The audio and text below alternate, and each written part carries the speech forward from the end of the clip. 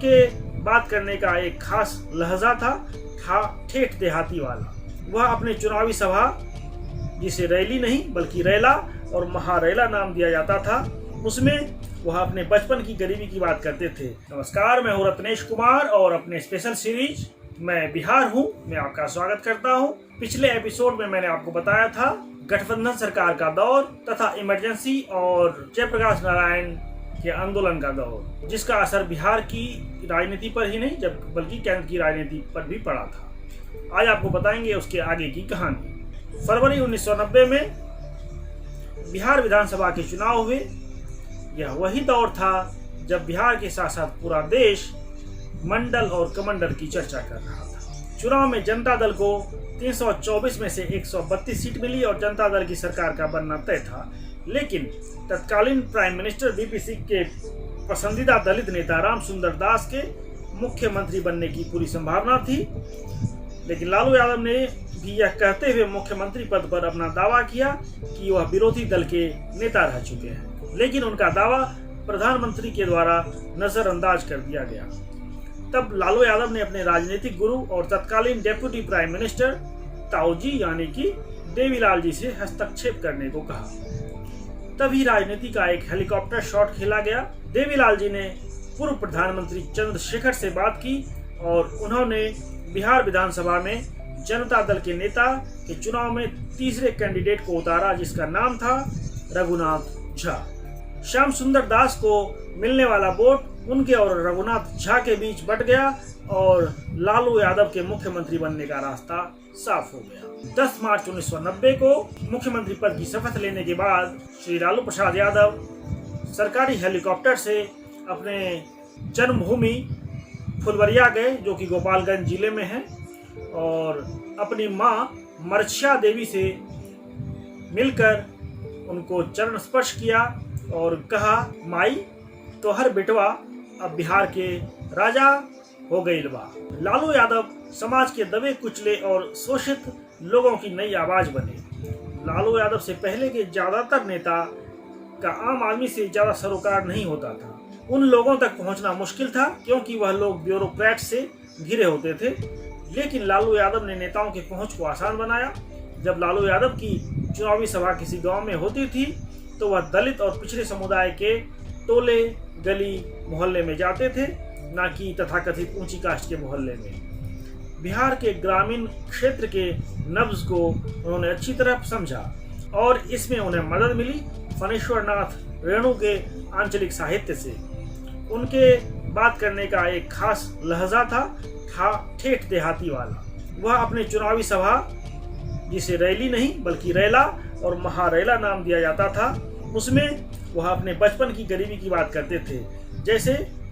जैसे कि मैं एक ग्वाला हूँ, मेरी माँ घर घर जाकर दही बेचा करती थी, मैं भैंस चराता था, भैंस चराते हुए गबरू गाना भी गाता था और बहुत बार भैंस ने लतार भी मारा था। इन बातों से बिहार के गरीब और पिछड़े लोग लालू यादव से अपने आप को कनेक्ट करने लगे कि हमारा मुख्यमंत्री भी हम जैसे लोगों के बीच में से ही गरीबी से निकल कर आया है। उन्होंने विधानसभा में गरीब और नीची जाति के लोगों का प्रतिनिधित्व बढ़ाया। समाज में नई क्रांति आई क्योंकि इससे पहले समाज में ऊपरी कास्ट के लोगों का बोलबाला था।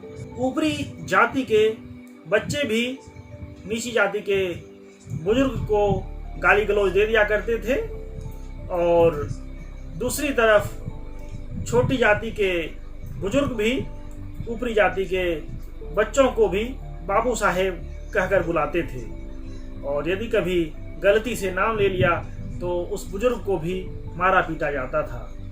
और सबसे बड़ी बात ये कि उस समय के बिहार में इसे नॉर्मल बात कहा जाता था, जैसे कि आजकल के कोरोना काल में मास्क पहनने को न्यू नॉर्मल कहा जाता है। समाज की इस खाई को प्रकाश झा की हाल फिलहाल में रिलीज हुई वेब सीरीज आश्रम में बखूबी प्रदर्शित किया गया है। लालू यादव ने एक नया सामाजिक राजनीतिक समीकरण बनाया, माई समीकरण, यानी कि मुस्लिम और यादव समीकरण, क्योंकि यह दो वर्ग जनसंख्या का एक बड़ा हिस्सा है। वह अपने चुनावी सभा में प्रायः कहा करते थे कि विकास नहीं सम्मान चाहिए और भूरा बाल साफ करो, यानी कि भूमिहार, राजपूत, ब्राह्मण और लाला को साफ करो। हालांकि हाल फिलहाल में अपने एक इंटरव्यू के दौरान उन्होंने इस बात को साफ किया कि ये स्टेटमेंट उन्होंने कभी नहीं दिया था और ये एक साजिश थी बीजेपी की, उनकी पार्टी और उनका इमेज खराब करने की। लालू यादव के शासनकाल के दौरान सामाजिक खाई को काफी हद तक मिटाया गया और कोई धार्मिक दंगे नहीं हुए, क्योंकि उन्होंने सभी अधिकारियों को ये साफ निर्देश दिया हुआ था कि उनके अधिकार क्षेत्र में यदि कोई भी दंगा होता है तो उन्हें बिना किसी एक्सक्यूज के तत्काल नौकरी से निलंबित कर दिया जाएगा। लालू यादव प्रायः कहा करते थे कि हमने गरीबों और पिछड़ों को स्वर्ग नहीं स्वर्ग दिया। लालू यादव अपने नागरिकों से यह भी कहा करते थे कि देश के किसी भी कोने में जाओ, जहां काम मिले वहां काम करो, पैसे कमाओ और जब घर वापस आओ तो सर ऊंचा कर झीठ झाट से रहो। लालू यादव ने मुख्यमंत्री बनने के थोड़े दिनों बाद ही अदर बैकवर्ड क्लास का कोटा 20% से बढ़ाकर 27% कर दिया तथा एक्सट्रीमली बैकवर्ड क्लास का कोटा 10% से बढ़ाकर 14% कर दिया। उनकी सरकार ने ताड़ी पर लगने वाले टैक्स को खत्म किया और साथ ही साथ चरवाहा विद्यालय की भी स्थापना की। 90 के दशक में जब भारत का ग्रोथ रेट 7.25 था, उस समय बिहार का ग्रोथ रेट मात्र 3.19 था। ट्रांसपेरेंसी इंटरनेशनल इंडिया के 2005 के एक रिपोर्ट के मुताबिक बिहार उस समय भारत का सबसे भ्रष्ट राज्य था। सरकारी तंत्र में भ्रष्टाचार तो काफी पहले से ही था, जैसे कि रिश्वत लेकर बिचौलियों की मदद से जन्म प्रमाण पत्र, आय प्रमाण पत्र और जाति प्रमाण पत्र बनवाना।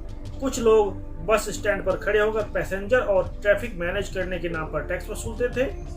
रोड पर बैरिकेडिंग करके गाड़ियों को रोक रोक कर टैक्स वसूला जाता था। पुलिस स्टेशन, नोटरी ऑफिस और कोर्ट में काम कराने के नाम पर रिश्वत लिया जाता था तथा इसके अलावा छोटे मोटे क्राइम, स्मगलिंग और दारू के धंधे में भी राजनीतिक इन्वॉल्वमेंट हुआ करता था। यदि आप मुझे YouTube पर देख रहे हैं तो कृपया वीडियो को लाइक करें। यदि वीडियो पसंद ना आए तो कमेंट बॉक्स में लिखें ताकि आपके फीडबैक पर मैं अगले एपिसोड में ध्यान दे सकूं। और अगला वीडियो देखने के लिए चैनल को सब्सक्राइब करें। और यदि आप मुझे फेसबुक पर देख रहे हैं तो कृपया वीडियो को लाइक और शेयर करें। अगला वीडियो जरूर देखिएगा। तब तक के लिए नमस्कार।